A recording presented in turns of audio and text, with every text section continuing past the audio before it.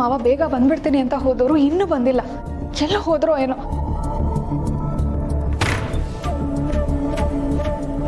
ಅಣ್ಣ ಬನ್ನ. ತಾತ ಎಲ್ಲಿ ಅಂತ ಕೇಳಿದ್ರೆ ಏನ್ ಹೇಳಿ?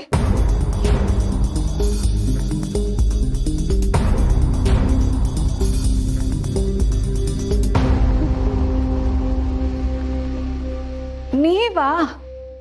ಯಾಕೆ ಅಷ್ಟೊಂದು ಗಾಬರಿ ಆಗಿದ್ಯಾ? ಅಲ್ಲ ತಾತ, ನೀವು ಹೋಗುವಾಗ ಸಂಜೆ ಆಗೋಷ್ಟ್ರಲ್ಲಿ ಬರ್ತೀವಿ ಅಂತ ಹೇಳಿ ಹೋಗಿದ್ರಿ ತಾನೆ. ನೋಡು ಎಷ್ಟು ಲೇಟ್ ಆಗಿದೆ ಅಂತ. ಅಕಸ್ಮಾತ್ ಅಣ್ಣ ಬಂದು ನೀವೆಲ್ಲಿ ಅಂತ ಕೇಳಿದಿದ್ರೆ ನಾನು ಏನು ಉತ್ತರ ಕೊಡ್ಬೇಕಾಗಿತ್ತು? ಈಗ ನಾವು ಬಂದಾಯ್ತಲ್ಲ ಸೊಸೆ ಮುದ್ದು, ಮತ್ತೆ ಯಾಕೆ ಯೋಚನೆ ಮಾಡ್ತೀಯಾ? ಇವತ್ತು ಸ್ವಲ್ಪ ಜಾಸ್ತಿ ಓಡಾಟ, ಟೈಮ್ ಆಗೋಯ್ತು, ಸ್ವಲ್ಪ ಸುಸ್ತು ಆಗೋಯ್ತು ಅಷ್ಟೇ. ತಾತ, ಈ ವಯಸ್ಸಲ್ಲಿ ಇಷ್ಟೊಂದೆಲ್ಲ ಓಡಾಡೋದು ಬೇಕಾ? ನೋಡು ಎಷ್ಟು ಆಯಾಸ ಪಡ್ತಿದ್ಯಾ. ಹೌದಮ್ಮ, ನಾನು ಅದನ್ನೇ ಹೇಳ್ತಿರೋದು. ಈ ವಯಸ್ಸಲ್ಲಿ ನೀವು ಹೊರಗಡೆ ಓಡಾಡೋದನ್ನ ಬಿಟ್ಟು ಮನೇಲಿ ಕೂತ್ಕೊಂಡು ಹೊರಗಡೆ ಏನ್ ಕೆಲಸ ಮಾಡಬೇಕು ಅಂತ ನಮಗೆ ಹೇಳಿ, ನಾವು ಮಾಡ್ತೀವಿ. ಸದ್ಯಕ್ಕೆ ನೀವಿಬ್ರು ಈಗ ಸುಮ್ಮನೆ ಇರಿ.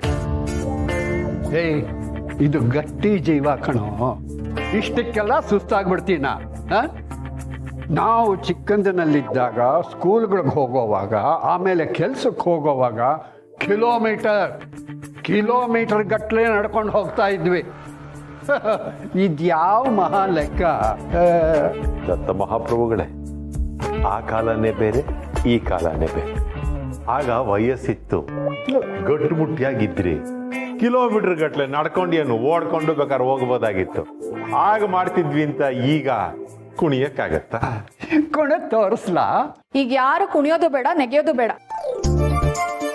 ಮೊದಲು ಹೋಗಿದ ಕೆಲಸ ಏನಾಯ್ತು ಅಂತ ಹೇಳಿ. ಹೊಸ ಮುದ್ದ, ಇವತ್ತು ನಾವಿಬ್ರು ಅಲ್ಲಿ ಹೋಗಿದ್ದಕ್ಕೆ ಸ್ವಲ್ಪ ಉಪಯುಕ್ತವಾದ ಇನ್ಫಾರ್ಮೇಶನ್ ಸಿಕ್ತಮ್ಮ. ಹೌದಾ? ಅಲ್ಲಿರೋರು ಹೇಳಿರೋ ಪ್ರಕಾರ ಶಾರ್ವರಿ ಪ್ರತಿ ಅಮಾವಾಸ್ಯೆಗೆ ಸ್ಮಶಾನಕ್ಕೆ ಹೋಗಿ ಪೂಜೆ ಮಾಡ್ಕೊಂಡು ಬರ್ತಿದ್ಲಲ್ಲ, ಅದು ಅವರ ಅಕ್ಕನ ಸಮಾಧಿ ಅಲ್ಲ. ಅಲ್ಲಿ ಇರೋದು ಅವರ ಅಪ್ಪ ಅಮ್ಮನ ಸಮಾಧಿ. ಓ, ಅವಳ ಅಪ್ಪ ಅಮ್ಮನ ಸಮಾಧಿನ? ಹೌದಮ್ಮ ಸೊಸೆ ಮುದ್ದ, ಅಕ್ಕನ ದೇಹ ಸಿಗದೆ ಇರೋ ಕಾರಣ ಅಪ್ಪ ಅಮ್ಮನ ಸಮಾಧಿ ಮೇಲೇನೆ ಶಾರ್ವರಿ ಅವರ ಅಕ್ಕನ ಫೋಟೋನ ಇಟ್ಟು ಪೂಜೆ ಮಾಡ್ತಿದ್ದಾಳೆ ಅನ್ನುವ ಮಾಹಿತಿ ನಮಗೆ ಲಭ್ಯವಾಗಿದೆ. ಮಾವ, ಅವಳ ಅಕ್ಕ ಸತ್ತಿರೋ ಬಗ್ಗೆ ಆಗ್ಲಿ, ಅವಳ ಅಕ್ಕನ ಬಾಡಿ ಸಿಕ್ಕಿರೋ ಬಗ್ಗೆ ಆಗ್ಲಿ, ಯಾರಿಗಾದ್ರೂ ಅಲ್ಲಿ ವಿಷಯದ ಬಗ್ಗೆ ಗೊತ್ತಿದ್ಯಾ? ಇಲ್ಲಮ್ಮ ಸೊಸೆ ಮುದ್ದು, ಅದ್ರ ಬಗ್ಗೆ ನಮಗೆ ಈ ಕ್ಷಣದವರೆಗೂ ಯಾವ ಮಾಹಿತಿನೂ ಲಭ್ಯವಿಲ್ಲ.